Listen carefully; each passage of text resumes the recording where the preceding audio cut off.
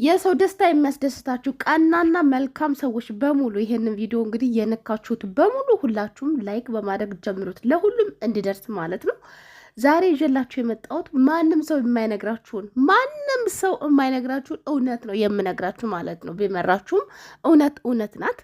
በጣም ብዙ እህቶቻችን ካርጎ ያደርጋሉ ማለት ነው። አንድ እህታችን እኔ አብሬት ማቃት ጓደኛዬ ማለት ነው ካርጎ አድርጋ ኢትዮጵያ ውስጥ 250 ሺህ ብር ነው ለቀረጽ የከፈለችው ማለት ነው። ምንድነው ካርጎ ያደረገችው በዝርዝር መነግራችሁ ይሆናል። ምን ካርጎ ማድረግ አለብን፣ ለኛ የሚጠቅመን ምንድነው፣ የማይጠቅመንስ ምንድነው፣ በዛሬ ቪዲዮ ላይ ማነሳ ይሆናል። እስከ መጨረሻው ድረስ በጥሞና እንድታዳምጡኝ እጋብዛለሁኝ።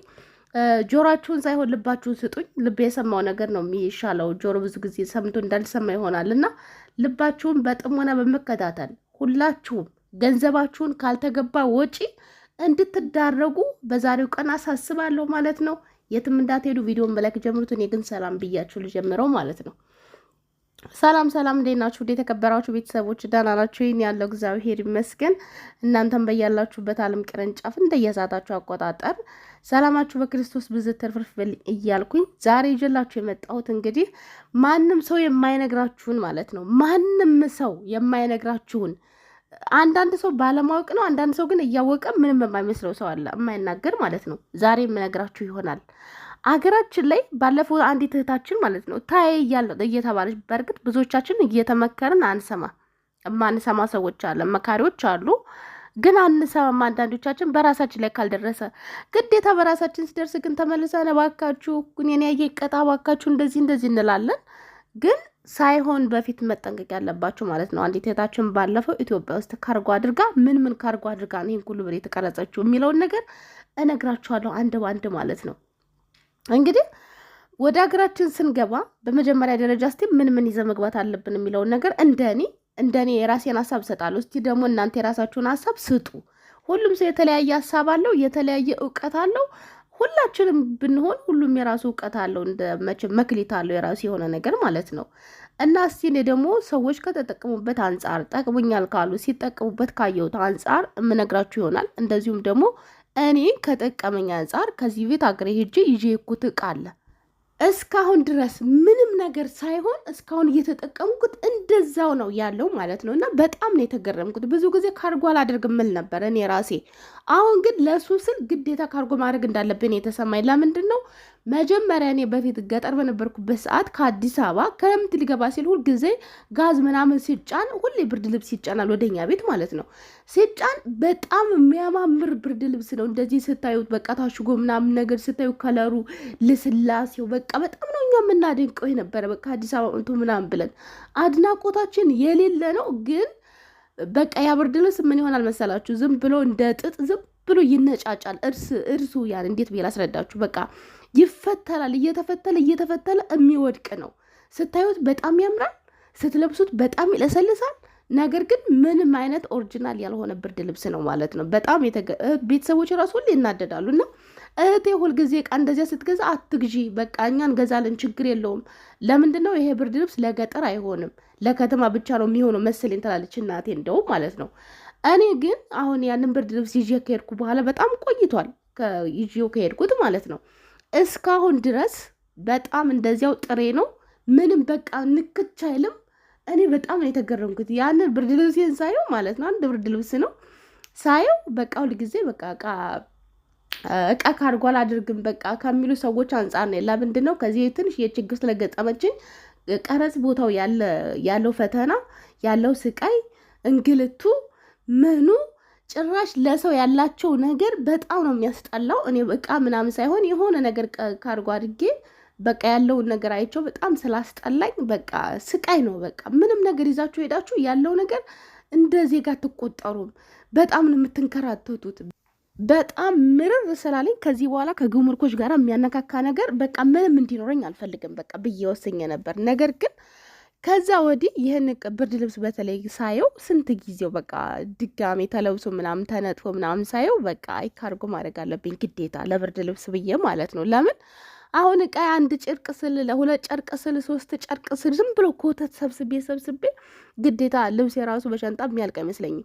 ስለዚህ የግዴታ ምን ማድረግ አለብኝ አልኩኝ? ካርጎ ለብርድ ልብስና ለምንድን ነው የሚባለው ኮንፈርት የሚባለው ነገር በጣም አገራችን ላይ ጠቃሚ ነገር ነው። በነገራችን ላይ ለየትኛውም ከተማ ኑሩ፣ ገጠር ኑሩ፣ የትኛውን ቦታ ብትኖሩ ብርድ ልብስ እዚህ ሀገር ያለው ብርድ ልብስ በጣም ኦሪጂናል ብርድ ልብስ ነው።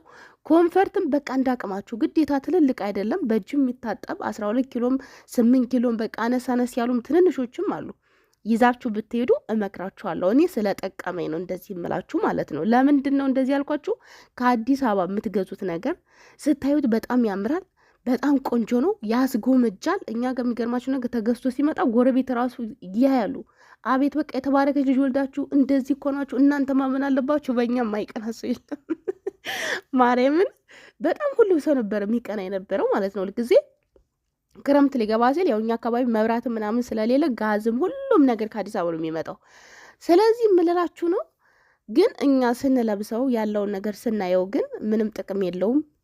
ስታዩት በጣም ትልልቅ ነው፣ በጣም ያምራል ምናምን ነገር መልክ ብቻ ነው። በቃ ዝም ብሎ እንደ ጥጥ ይፈተላል፣ ይወድቃል።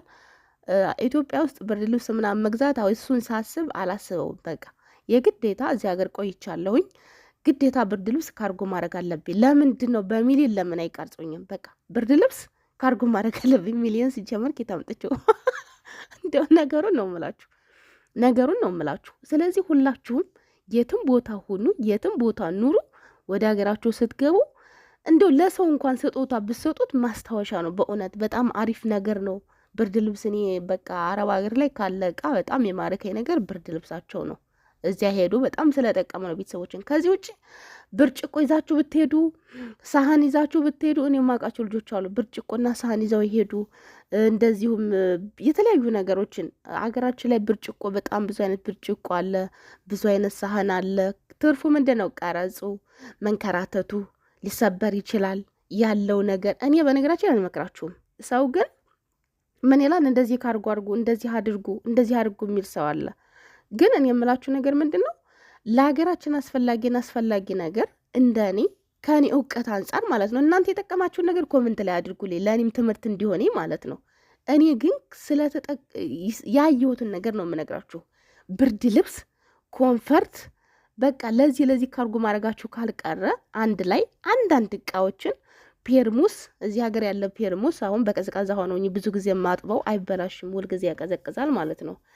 እንደገና ደግሞ የውሃ ማሞቂያ፣ የቡና መፍጫ ማሽን፣ እንደገና ደግሞ ድስቶች ራሱ እዚህ ሀገር ያሉ ድስቶች በጣም ወፋፍራም ናቸው፣ በጣም ቆንጆ ናቸው። እኔ በጣም ነው የምወዳቸው። እና ዲስካውንት የወረደ ጊዜ ገዝታችሁ ለምንድን ነው እቃ ምናምን ማብዛት አያስፈልግም፣ ግን ግዴታ 30 ኪሎ ካርጎ ብታደርጉ ምንም ችግር የለውም። እንደገና ደግሞ ካርጎ ማድረጋችሁ ካልቀረ እነዚህን ጠቃሚ እቃዎችን ካርጎ ብታደርጉ፣ ድስት ሀገራችን ላይ በጣም አስፈላጊ ነው። ያለ ድስት መኖር አንችልም። ከዚህ ውጭ ግን ብርጭቆ፣ ሳህን የምታደርጉ ሰዎች ኧረ እባካችሁ ሁሉም ነገር ሀገራችን ላይ ሞልቷል እኮ። አሁን ባለፈው አንድ አህመድ ካርጎ የተቀበለላት ልጅ ኢትዮጵያ ማለት ነው አንዳለ ጨርቃ ነው። አንድ መኪና ሙሉ ጨርቃ 19 ብርድ ልብስ የተቀረጸችው ስንት ነው? አጠቃላይ ቀረጹን አንድ ባንድ እያሳየ ነው እንግዲህ ሲናገር የነበረው ማለት ነው። እያንዳንዷን እያሳየ ረሲቱን ይሄውላችሁ እያለ ማለት ነው።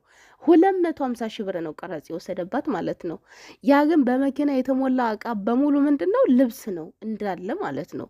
ያ ግን ከዚህ ሀገር ይዛችሁ የምትሄዱት ልብስ ምንም ነገር ይዛችሁ ብትሄዱ ይጠቅማል። ሳህንም ይጠቅማል፣ ብርጭቆም ይጠቅማል። ያው እንደው በቃ ኮተታ ለማብዛት ነው እንጂ ይጠቅማል።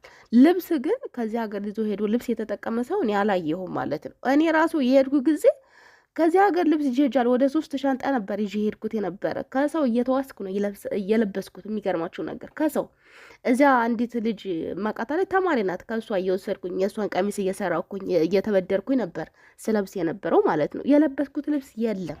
አሁን በቀደም ለታት የነገረችኝና ከዚህ በኋላ ተፈልጊዋለሽ ወይ ስትለኝ አልፈልገውም አልኳት። ለልዋጭም ታርገው ለምንም ታርገው አላቅም፣ ብቻ መጨረሻው ይሄ ነው የሆነው።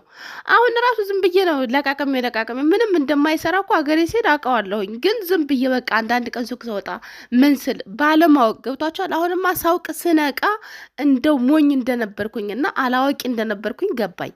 ስነቃ ማለት ነው። ማንኛችሁም ብትሆኑ ጨርቃ ጨርቅ አትሰብስቡ፣ ምንም ጥቅም የለውም። አገራችሁ ሄዳችሁም አልለብሱትም። በራሴ ያየሁትን ነገር ነው የምነግራችሁ።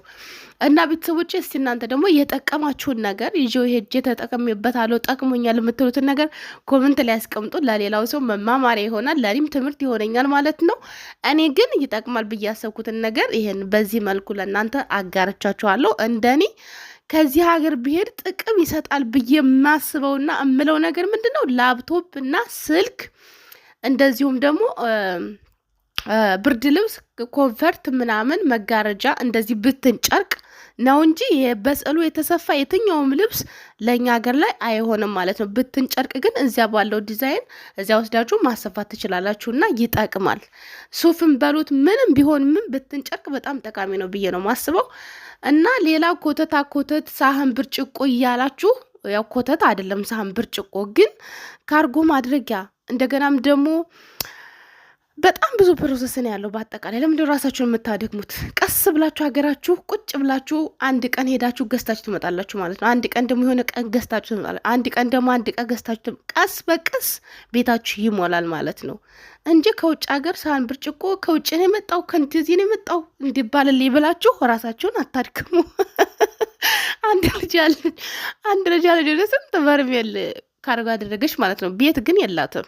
ቤት የላትም እቃ ግን ካርጎ ያላደረገችው እቃ የለም። የሚገርማችሁ ነገር ማለት ነው ቤት ከሌላችሁ እቃ ካርጎ አድርጋችሁ ምን ይሰራላችኋል?